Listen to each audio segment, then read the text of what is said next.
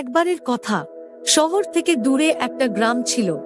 সেই গ্রামে রাতের সময় রাজেশ আর রিমা যখন ঘুমোচ্ছিল, তখন তাদের ছাদের উপর থেকে একজনের হাঁটার শব্দ পাওয়া যায়। ওই আওয়াজে রিমার ঘুম ভেঙে যায় আর ও অনেক ভয় পেয়ে যায়। ভয়ে রিমা তাড়াতাড়ি রাজেশকে ঘুম থেকে জাগায়। হ্যাঁ গো, শুনছো? তাড়াতাড়ি ওঠো, আমার মনে হচ্ছে ছাদে কেউ যেন আছে। হ্যাঁ তাই তো, দাঁড়াও, ভয় পাওয়ার কিছু নেই। আমি এখনই গিয়ে দেখে আসছি যে মেন গেটটা বন্ধ আছে কি না। তারপর রাজেশ বাইরের মেন গেটটা দেখতে যায়।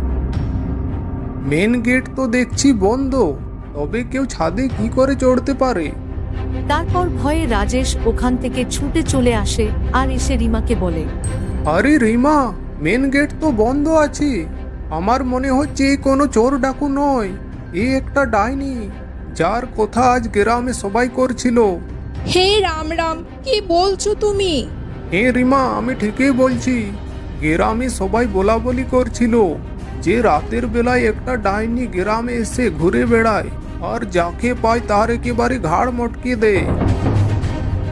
ওরা ভয়ে ঘরের সব আলো বন্ধ করে চুপচাপ লুকিয়ে বসে থাকে।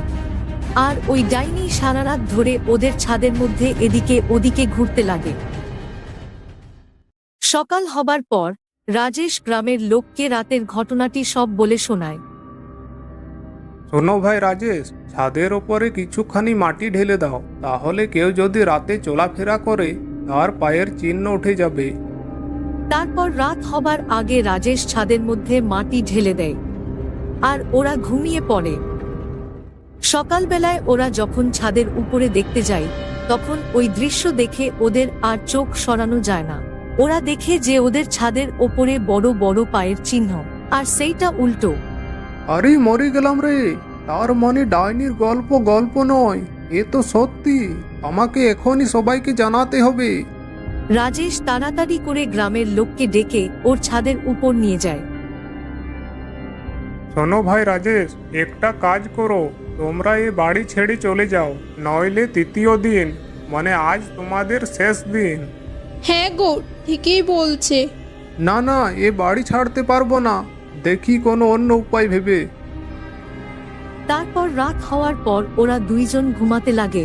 তখন ডাইনি ওদের ছাদের উপরে খুব জোরে জোরে গর্জন আর পায়ের আওয়াজ করতে লাগে।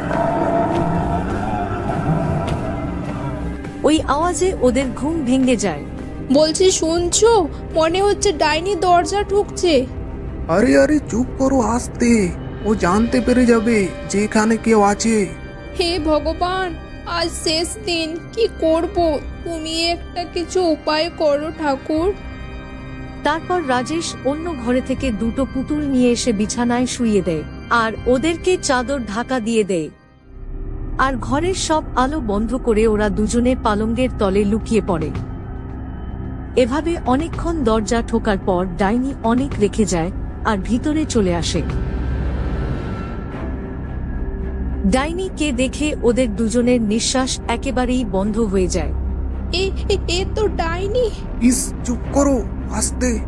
তারপর ডাইনি বিছানায় শুয়ে থাকা পুতুলের উপর আক্রমণ করে ওর মুন্ডুটা খেতে যায়।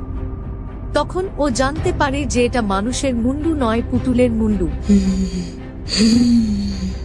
এত বড় ধোকা আমি ছাড়বো না। মানুষেরা, ওদের আমি ছাড়বো না।